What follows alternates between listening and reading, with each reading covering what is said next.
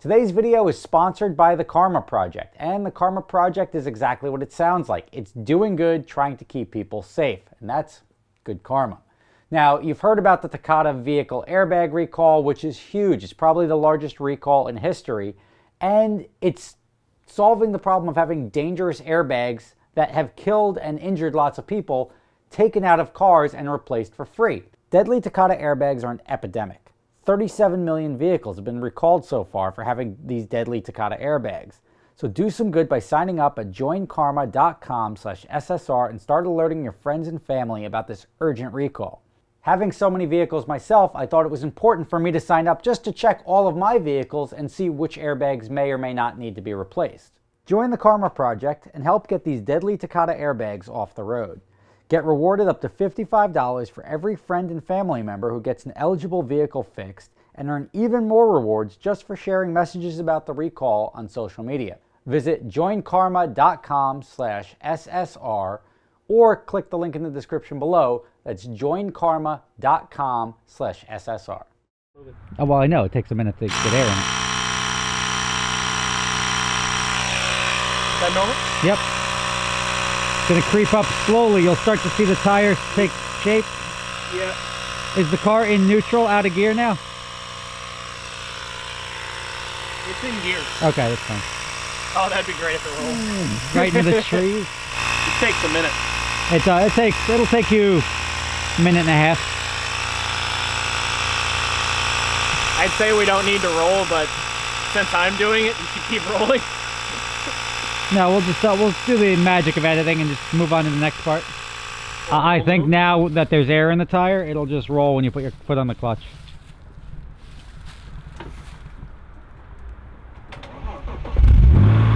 What? Yeah, whatever. Maybe you didn't put your foot all the way on the clutch. No, before. I did. It went ka-tink. No, that actually was pretty confidently fired up. Well done, Jim. But at least it allowed me to realize that it had a flat tire without being down the road. So. I will happily take it. All right, and we're off. That's awesome. Like the ice marks where the car has been sitting.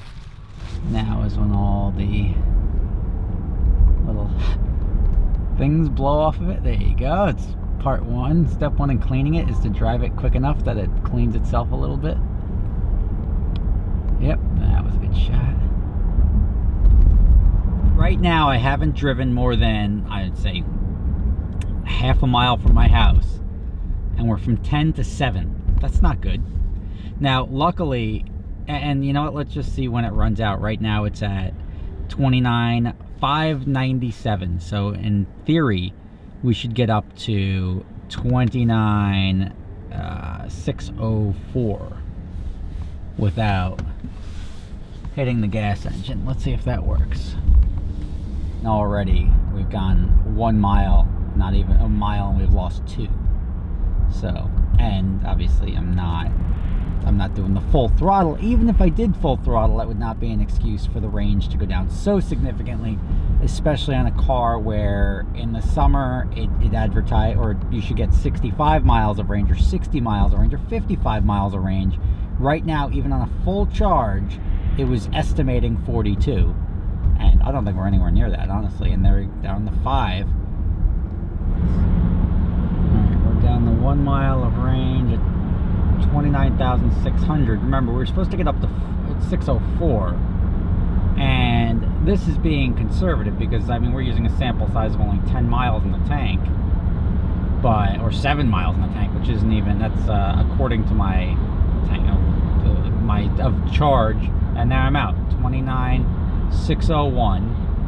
It's roughly, I mean, a little bit more than half of what it even estimated, and that's not good. And now, granted, I'm on the highway right now, but I just got up to highway speed, and if this car can't factor in highway speed as far as cruising range, but I can't even get a reasonable amount of range, it's not really going to be very useful to me, or ultimately competitive or desirable to keep. All right, here's a little before. Obviously the car's been sitting for a while. This water is on the inside. I think right here is not the best seal. You see, I could even poke my finger through it. So water has been getting in. And I just noticed, and this doesn't look so hot, that's mold, and mold is no good. But Jim was just sitting in the seat and drove it down, and his ass got wet. But there's even a little mold on the carpet. We're gonna clean this up real nice, and you're not even gonna know that ever existed. But yeah, all this stuff. And this is the driest part of the car. But you see it now. You see what it looks like. We'll figure out where that leak is in the tire here, and we'll take it from there. We'll get this thing all cleaned. I mean, this is obvious, like, signs of sitting for a hot minute. Slap a new logo on the front, and we'll be good to go. Stand by. All right, so we did the drive. I got a total of 31 electric miles of range in my Chevy Volt on a full charge, and that's pretty pathetic. Like, let's be honest. And that's starting from a full charge yesterday, and it was virtually all local driving. There was maybe 2 or 3 miles total of highway, but everything else was local driving, which is the most optimal condition to extend that range as far as possible. Local driving in the summer or previously, I've experienced as much as 70 miles of range on the battery. So the thing I'm running into now is that I've got virtually no range. The battery depletes virtually instantly. I haven't even gone all highway on it, but I would have to assume if I was on all highway, I'd get maybe 22, 20, maybe if I'm lucky, 25 miles of total range on an entire charge on the battery. And that's just not what the car is supposed to be. Now, how did I calculate this without just going out and doing it? They've got this Chevrolet app, and the Chevrolet app for my 2017 Volt, it can allow you to schedule service appointments, you view vehicle status. It allows you to use key fob. I can lock the car, unlock the car. I can remote start. I can blink the horns and the lights if I want to try to find the car. So that's all very helpful, especially the remote start. I use that all the time. But it also tells me the total miles of range in the battery, the tire pressures, the oil service light, which I still don't get. It's saying I need an oil change, but the car hasn't really used much of the gas motor. So if it's an electric car, why do I have to change the oil? How did I deplete the entire oil life if I used, I mean, we're at 30,000 miles now. If it was on a 5,000 mile service interval, we'll forget that one. Let's just assume that at 29,000 miles, I may need an oil change, but it didn't really make a lot of sense because I had one at 15,000 miles, and there's no way that I plowed through that much. Now, they've got something called the Chevrolet Smart Driver, which gives you a score for your driving, which who doesn't want to, I'm up for the challenge. However, today my score was a 55. That's not good. Now, if you look at the trip detail, I got a score of 10 this morning. Now, to be fair, if we were using like standard grading, it's out of 100. To get a score of 10, I should have bumped into something. I should have been like, oh, the side of your car is missing. I'm going to give you a 10 because it's not totaled. That's a 10. There was one hard braking event today because the guy in front of me saw a bus switch on their yellow lights and slammed on the brakes, which made me have to slam on the brakes. Now, that doesn't equate to a driving score of 10. It was all local driving, and something I noticed is that they take the time of day that you drive, and they give you a score. So, Irina was in town from Italy, and she would go out, and she would get a driving score of 10, 12, 20 at night because she was driving from like 2 to 3 in the morning, and automatically they say, well, that's unsafe. Now, driving at night, I agree, can carry a more significant risk, but the way I look at this, they look at one hard braking event and say like, whoa, completely unsafe.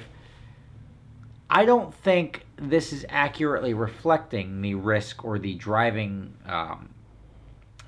skill or the driving score isn't accurate, because think about people that drive drunk. What do? They drive slower. This doesn't get me switching lanes. Like, I could be like swerving in and out of lanes.